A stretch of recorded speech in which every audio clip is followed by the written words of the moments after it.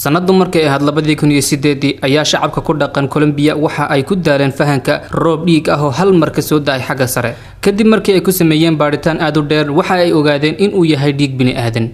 waxaan idin haynaa 10 waxyaabood oo ugu yaab badan oo ka soo daay samada. lambar 10 roobab wata jalaatiin. sanadu markay ahayd 1976 Iskuusiya waxa ku soo daay roob wata wax shabaha jalaatiin. waxay ahayd maado kala duwan taasi oo la fahmi waayay wax lagu tilmaamo. culimaduna waa ay fahmi waayeen asalkeedu waxa ay ka samaysan tahay. lambar 9 roobab kalluunyo iyo rahyo wada socda oo samada sare ka soo daay. sanadu markay ahayd 1981 ayaa magaalo ku taala dalka Greega oo lagu magacaabo Natalia ayaa waxa ku soo daay boqolaal rahyo.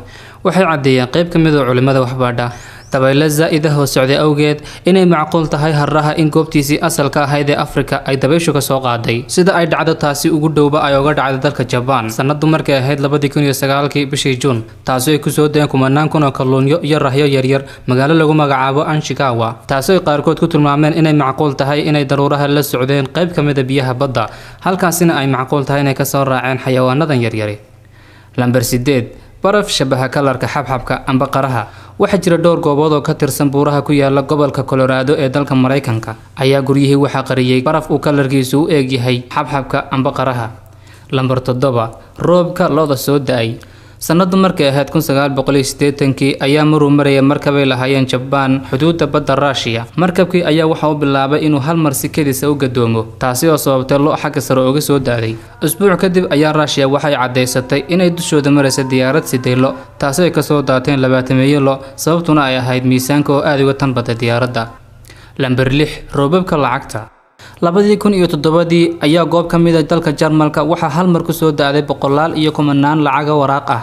baaritaan ay xukuumaddu ku sameysay sababta ka dambaysa ayaa waxa ay ku qaadatay toddobaadyo badan balse waa ay fahmi waayeen sababta ka dambaysa lacagtaasi soo daadatay amba qofka soo daadiyay lacagtaasi. lambar 5 roobka kalaryada ah. sanadu markay ahayd 2006 ayaa waxa ka dhacday dalka Hindiya dhacdo cajiib ah kadib markuu bilaabay roobku inuu ku soo da'o kalaryo kala duwan tuulooyin qaar ah si aad moodo in roobka la soo naqshadeeyay balse dhacdadaasi sababta ka dambaysa baaritaan kasta oo la sameeyay waa la gun gaari kari waayay sababta ka dambaysa arrinkaasi. lambar 4 roobka caarooyinka.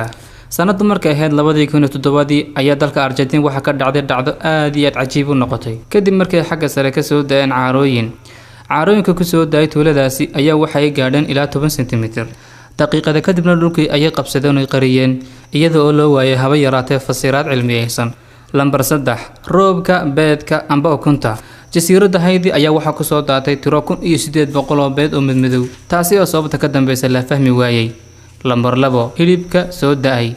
sanadu markay ahayd 1976 dalka Mareykanka aag lagu magacaabo Olombo Semperanquesa ayaa xagga sare waxa ka soo daatay hilibyo iyo noocyo kala ah. dadka qaar ayaa waxay aamineen inay xagga sare kaga soo mantageen haado sida haada yulida oo kale balse daqiiqada kadib waxa la arkay boqolaal iyo kumanaan googo'yo hilib ah oo xagga sare ka soo daadanaya balse markii ay dawladdu baaritaan sameysay wax tafsiir way u weyday iyada oo hawada sare nadiif iska ahayd.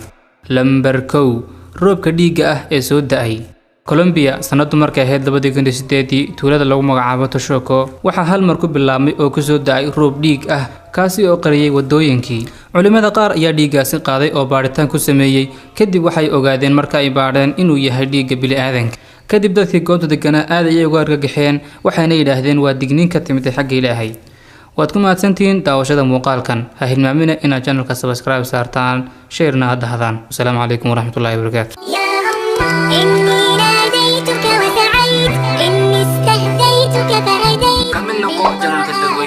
subscribe oo nagu soo biir waxay inoo tahay tartar iyo dhiirigelin.